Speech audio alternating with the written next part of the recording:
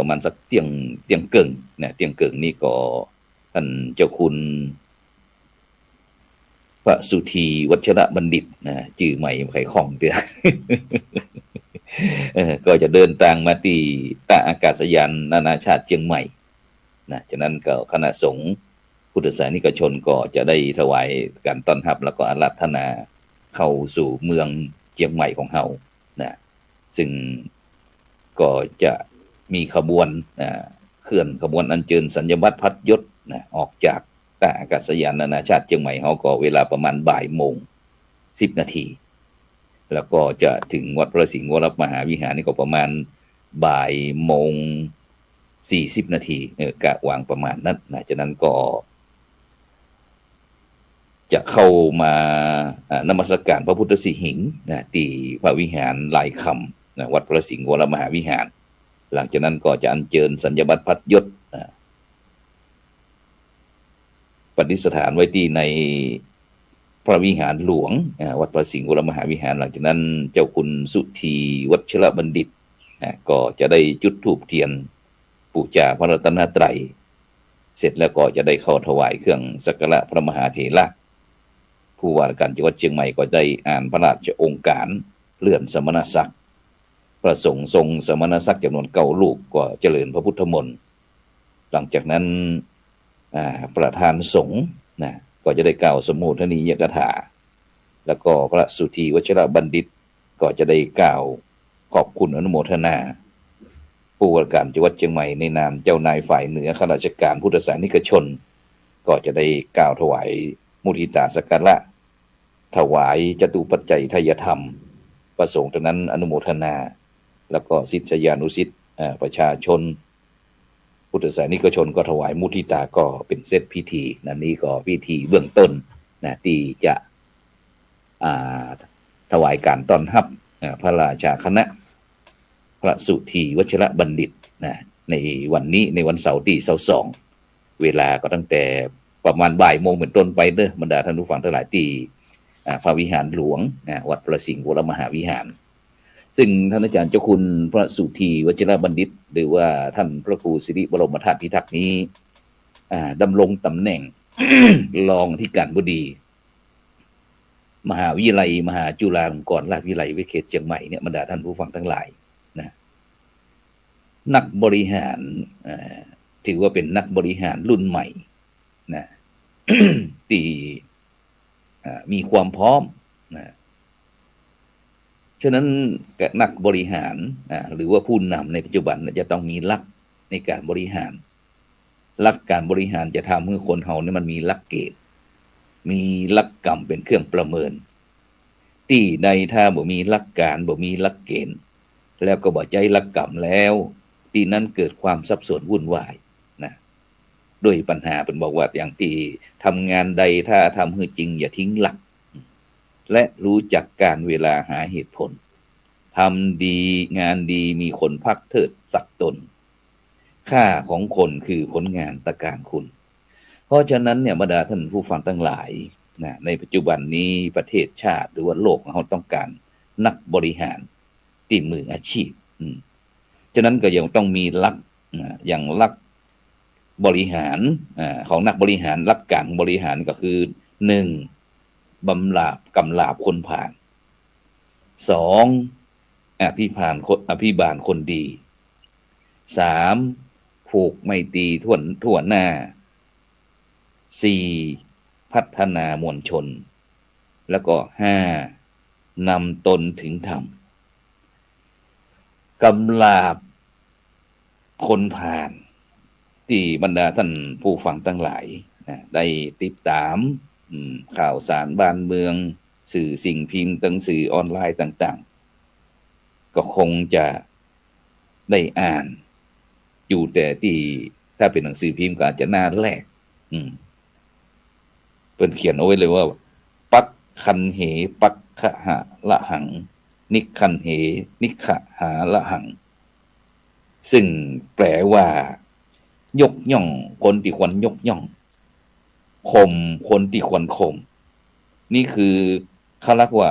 กำลาบคนผ่านคือบ่เปิดโอกาสให้คนผ่านคนบดีนะคือมีอำนาจ มาบริหารมาเป็นผู้นำเพราะอย่าง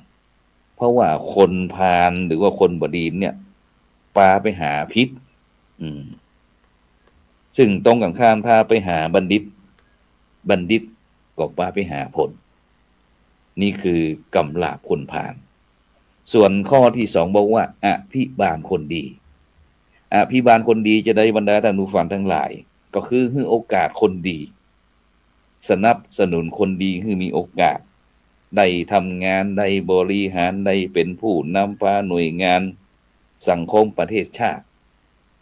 อยู่รอดปลอดภัยนี่อภิบาลคนดีผูกไมตรีทั่วหน้ามีไมตรีมีจิตมิตรภาพคนเฮานี่นะบรรดาท่านผู้ฟังทั้งหลายยิ่งมีพวกนักเต่าใดต่างยิ่งกว้างนักต่อนั้น คนเฮาถ้าหัวเดียวกับเทียมรีบทำอะไรอย่างก็บ่สำเร็จจะไปติดต่ออะไรอย่างก็เต๊ดคัดไปอย่าหมดอย่าเสี่ยงบรรดาท่านผู้ฟังทั้งหลายเพราะฉะนั้นเนี่ยวิชามนุษยสัมพันธ์หรือว่าวิชาผูกไมตรีจิตไมตรีนี่เป็นเรื่องสำคัญเปิ้นถึงบอกว่าผูกไมตรีอย่ารู้ล้างสร้างกุศลอย่ารู้โรยวิชาเป็นอำนาจมารยาทเป็นเสน่ห์นี่คือเรื่องการผูกมิตรไมตรีทั่วหน้าพัฒนามวลชนจะได้บรรดาท่านผู้ฟังทั้งหลายก็คือพัฒนาคนร่วมงานแล้วก็หน่วยงานที่ตนเองทำที่ตนเองนำที่ตนเองเป็นหัวหน้าเนี่ยมันก้าวหน้ามันก้าวไก่โดยวิสัยทัศน์โดยวิสัยธรรมนี่คือการพัฒนามวลชนแล้วก็นำตนเข้าถึงธรรมผู้นำผู้บริหารหน่วยงานตั้งภาครัฐภาคเอกชนต่างๆโลกทางธรรมเนี่ยบรรดาท่านผู้ฟังทั้งหลายจะต้องมีคุณธรรมคุณธรรมจะใดเปิ้นบอกว่ากุศโลบายของนักบริหารเนี่ยจะต้องทำตัวให้ได้4 วิธีมีอย่างพ้อง1ปากจูมีก็2หูกว้างหูกว้าง3ตาโตตาใหญ่ๆ4โง่เป็นปากจูนี่หมายความว่าจะได้บรรดาท่านผู้ฟังทั้งหลายจะไปอู้นักเกินไปก็บ่มีใครเขาเชื่อเท่าที่จำเป็นเปิ้นบอกว่าถึงข่าวพูดแล้วไม่พูดมีแต่บูดกับเน่าถึงข่าวเล่าแล้วไม่เล่ามีแต่เน่ากับบูดนี่ปากจูข้อที่1ส่วนข้อที่2หูกว้างฟังให้นักฟังให้มากๆไผเขาจะวิพากษ์ไผเขาจะวิจารณ์ก็ต้องยอมรับได้หมดบ่ใจฟังแต่คำสรรเสริญยกยอแต่เวลาเขาวิพากษ์วิจารณ์ฟังบ่ได้รับไม่ได้ทนบ่ได้เสียอารมณ์เสียอีกนะงุดงิดหน้ามืดอย่างเนี้ยใจบ่ได้บรรดาท่านผู้ฟังทั้งหลายบ่ใจวิสัยทัศน์ของนักบริหารเนี่ยต้องรู้จักฟังได้ฟังเป็นรับได้แต่จะทำหรือไม่ทำมันก็เป็นเรื่องหนึ่งแต่ต้องฟังถึงบรรดาท่านผู้ฟังทั้งหลายในปัจจุบันเนี่ยนะในปัจจุบันเนี่ยแห่งเมื่อกี่วันนี้ก็จะมีการซักฟอกเนาะสมมุติว่าซักฟอกก็คือแลกเปลี่ยนกันนี่แหละเสริมเติมเต็มให้กันและกันตรวจสอบอย่างที่นายกอุ้งอิงนี่นะ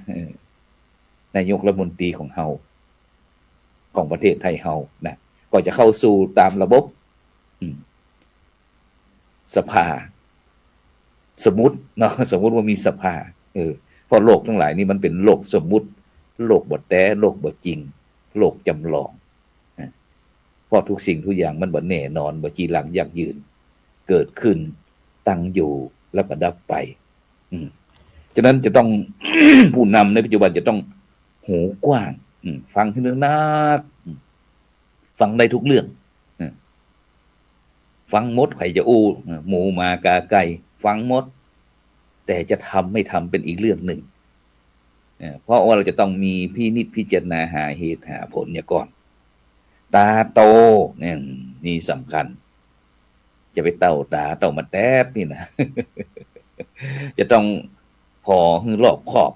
หือทวนทีพอด้วยการมีสติพอด้วยปัญญาโง่เป็นนี่สำคัญบรรดาท่านผู้ฟังทั้งหลายในปัจจุบันนี่ปัดทอกหูหมดบอกฟังไปสักอย่างข้าเนี่ยถูกคนเดียวข้าดีเองชั่วเหมือนกับในปัจจุบันเนี่ยอย่างนักการเมืองเขาเนี่ยบรรดาท่านผู้ฟังทั้งหลายนะเนี่ยอย่างเหมือนกับบ่ฮักประเทศไทยเนี่ย โหอยู่ถ้าไผทำดีเขาก็ช่วยกันส่งเสริมจะเป็นคนละพรรคคนละพวกจะได้ก็จ้างมันเพราะมันจะบ่งบอกถึงวิสัยทัศน์ของบุคคลคนนั้น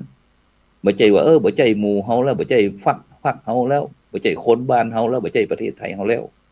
บ่ดีสักอย่างตรงกันข้ามถ้าเป็นคนของเฮาแล้วดีหมดมันจะพิจจะได้ก็ต้องดีไว้ก่อนนี่บ่ถูกนะเป็นเจ้าพูดนี่ต้องเป็นผู้ที่รู้แจ้งรู้จริงรู้ดีทำดีรู้ชั่วเว้นชั่วนะความหมองมัวจะหมดไปนี่คือมาตรฐานของเจ้าพุทธ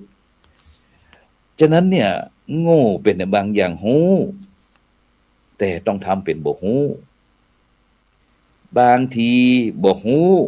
ก็ทำเป็นหูคนโบราณเปิดอู้ไว้ว่าโง่ไม่เป็นใหญ่ยากแต่อาตมาก็อยากจะเสริมเหมือนกันอยากจะตอบไปว่าถ้าโง่มากๆก็ยากที่จะเป็นใหญ่เพราะอย่างบรรดาท่านผู้ฟังทั้งหลายเพราะไม่มีใครเขาอยากเอาคนโง่ไปเป็นผู้นำเป็นผู้บริหารซึ่งคำว่าโง่หรือว่าฉลาดน้อยเนี่ยบรรดาท่านผู้ฟังทั้งหลายเปลี่ยนอย่างน้อยก็ได้โง่หรือผู้ฟังแล้วบรรดาท่านผู้ฟังอาจจะบ่ไขม่วนใจโอ้เจ้านี่พระครูโสพลดุแกเฮาเฮ้ยอีน่ะเอาเป็นฉลาดน้อยก็แล้วกันเนาะ ฉลาดน้อยเนี่ยหมายถึงบางสถานการณ์เนี่ยบรรดาท่านผู้ฟังทั้งหลายบางสถานการณ์บ่ควรแสดงก็อย่าไปแสดงเอาความสงบสยบความเคลื่อนไหวเพราะฉะนั้นเนี่ยบรรดาท่านผู้ฟังทั้งหลายองค์พระสัมมาสัมพุทธเจ้าได้ตักเตือนนักบริหารผู้นำไว้เป็นหลักตอนหนึ่งว่านาทิฏฐาปรโตโทสังอนุงถูลานิสัพพโสอิสโลปัญเยทันทังสามังอุปติเวคียาซึ่งแปลว่าผู้รักผู้ใหญ่เพียงแต่สงสัยว่าคนอื่นทำความผิดบ่ถูกจะนักจะน้อยก็ตามถ้ายังบ่ได้ตรวจสอบสวนให้แน่ชัดด้วยตนเองก็บ่ควรที่จะลงโทษลงทันนะจะต้องใจเหตุใจผลเพราะฉะนั้นเนี่ยบรรดาท่านผู้ฟังทั้งหลายคนใหญ่ผู้นำมีโอกาสที่จะได้รับการรายงานนะมีโอกาสที่จะมีคนเข้ามาฟ้องมาเอาหน้าพ่องมาเสนอหน้าพ่องถ้าบ่ใครควรตรวจสอบให้เรียบร้อยบางครั้งก็เสียคนเหมือนกันเด้อบรรดาท่านผู้ฟังทั้งหลายเพราะคนบางคนเนี่ยบางครั้งมันอิจฉาริษยากันเองอย่างที่ข่าวกวนเนี่ยบรรดาท่านผู้ฟังทั้งหลายเนี่ยเป็นหนังตัวอย่างอย่างดีเลยที่เกิดในปัจจุบันนี่นะบ่ต้องการให้คนอื่นได้ดีก็หาวิธีที่จะปัดแข่งปัดขา ซึ่งถ้าหากผู้นำผู้บริหารบ่หนักแน่นด่วนลงโทษก็ทำให้ผิดพลาดเสียหายเช่นเดียวกันฉะนั้นเนี่ยบรรดาท่านผู้ฟังทั้งหลายนะในฐานะที่เป็นผู้นำเป็นผู้บริหารเป็นผู้นำหน่วยงานตั้งบ้านตั้งเมืองตั้งโลกตั้งธรรมจะต้องท่องคาถาเอาไว้สักคาถามี16กรรมต่ออันนะบอกว่าอัตตานังนาติวัตไตยะอะธัมมังนะสมาจเลซึ่งแปลว่านักปกครองหรือว่าผู้นำนักบริหารอย่าลืมตัวอย่าประพฤติบ่เป็นธรรมอย่าถลำไปในที่บ่เป็นท่าอย่าไปใฝ่หาสิ่งที่บ่เป็นคุณเพราะฉะนั้นเนี่ยบรรดาท่านผู้ฟังทั้งหลายผู้บริหารผู้นำทุกฝ่ายก็เช่นเดียวกันบอกว่าจะเป็นผู้นำตั้งโลกตั้งธรรมต้องอย่ากล้าจนเกินไปอย่าเขลาหรือว่าฉลาดน้อยจนเกินไปอย่าไร้สติไม่ว่าจะเป็นการไหนๆนะจะต้องมีคุณธรรมประจำตนเปิ่นฮ้องว่าพรหมวิหาร4เนี่ยพรหมวิหาร4แปลว่าคุณธรรมของความเป็นผู้ใหญ่มี4ประการว่าเจ้านี่คือกถาก็แล้วกันว่าเมกะมุอุเมกะมุอุเมแปลว่าเมตตามีความหักใคร่กะแปลว่ากะรุณามีจิตใจสงสารมุแปลว่ามุทิตาเบิกบานพลอยยินดีอุแปลว่าอุเบกขามีใจเป็นธรรมเพราะฉะนั้นเนี่ยบรรดาท่านผู้ฟังทั้งหลายเป็นคนใหญ่เป็นผู้นำเป็นผู้บริหารจะต้องมีเมตตามีความรักใคร่มีกรุณามีจิตใจอีดูสงสารมีความเบิกบานพอยินดีมีใจเป็นธรรมคือบ่ลำเอียงมีความรักใคร่ก็คือความปรารถนาเขาให้เป็นสุขมีจิตใจสงสารคือปรารถนาให้เขาพ้นจากทุกข์มีความเบิกบานพอยินดีนะปลื้มอกปลื้มใจเมื่อเขาได้พ้นทุกข์หรือว่าเขาได้ยศถาบรรดาศักดิ์ต่างๆอย่างที่วันนี้ที่คณะสงฆ์จังหวัดเชียงใหม่ของเรานะจะได้ถวายการต้อนรับท่านอาจารย์เจ้าคุณพระสุธีวัชรบัณฑิตรองอธิการบดีมหาวิทยาลัยมหาจุฬาลงกรณราชวิทยาลัยเขตเชียงใหม่นะซึ่งถือว่าเป็นพระสงฆ์นักต้นแบบแห่งรูปหนึ่งนะที่มีวิสัยทัศน์นะที่จะนำพาหน่วยงานองค์กรต่างๆนะที่ได้เป็นผู้นำเป็นผู้บริหารนะทำให้หน่วยงานนั้นมีความการกุ้งหุ่งเนืองไปโดยดีนะเพราะฉะนั้นบรรดาท่านผู้ฟังทั้งหลายในเจ้าวันนี้ก็เลยมามุทิตาเชิญชวนพี่น้องบรรดาท่านผู้ฟังท่านผู้ชมตั้งหน่วยงานตั้งภาครัฐภาคเอกชนนะมาร่วมกันถวายการต้อนรับพระสุธีวัชรบัณฑิตนะ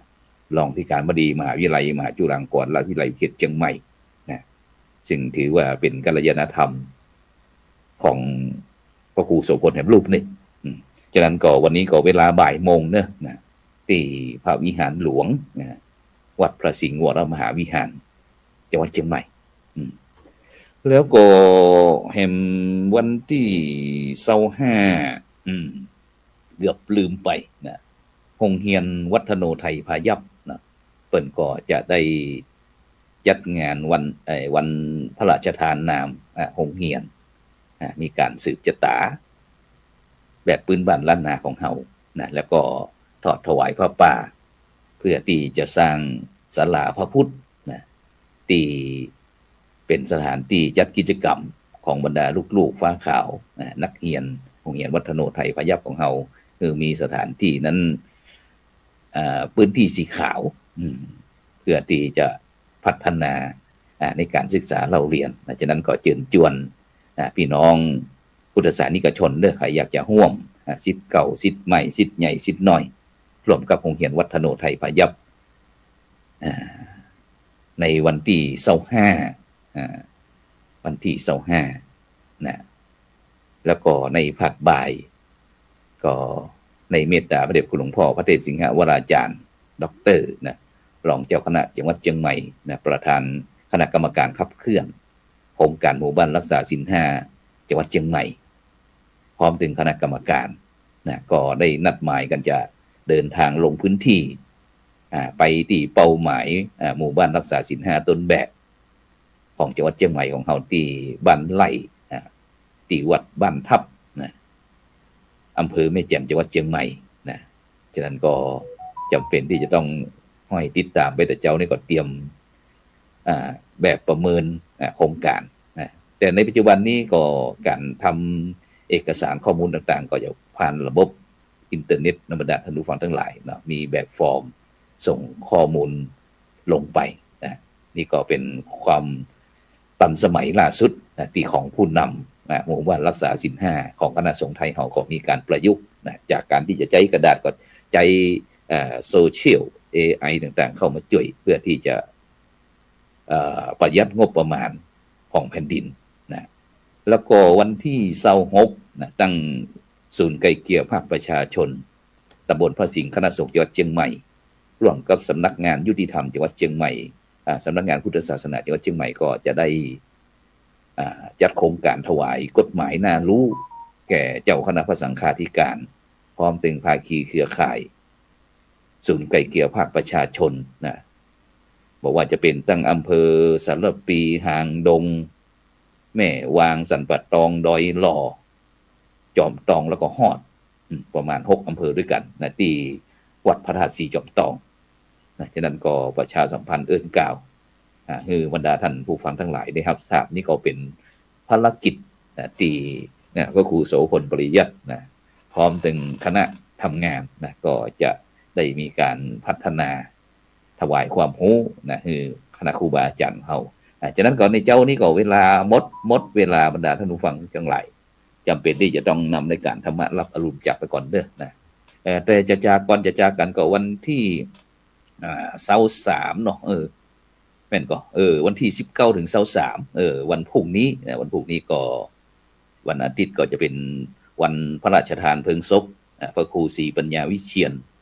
พระมหาบุญมาอดีตเจ้าอาวาสวัดหมื่นเงินกองนะตำบลพระสิงห์อำเภอเมืองเชียงใหม่ในคูเมืองของเขาเนี่ยวันพรุ่งนี้ก็จะได้ส่งสการตั้งคาบพระราชทานเพลิงศพที่ประตูสุสานหายายเวลาบ่ายโมงเด้อบรรดาท่านผู้ฟังทั้งหลายแล้วก็วันที่28ถึงวันที่30วัดป่าเป้าในพระครูอรุณศรีโลภาสอดีตเจ้าอาวาสวัดป่าเป้าในวันที่30ก็พิธีพระราชทานเพลิงศพเหมือนกันฉะนั้นก็หมดแล้วทีนี้นะบ่ฮือมีเห็นละนะหมดแล้วหมดเลยฉะนั้นปัดข้อปัดภัยปัดทุกโศกโรคภัยต่างๆในเมืองเชียงใหม่ของเขาฉะนั้นแล้วก็หลังจากนั้นเขาก็จะเข้าสู่โหมดเทศกาลมหาสงกรานต์เด้อบรรดาท่านผู้ฟังทั้งหลายฉะนั้นก็สำหรับในเจ้านี้ก็ขอกล่าวคำว่าธรรมะรับอรุณสวัสดีขอเจริญพร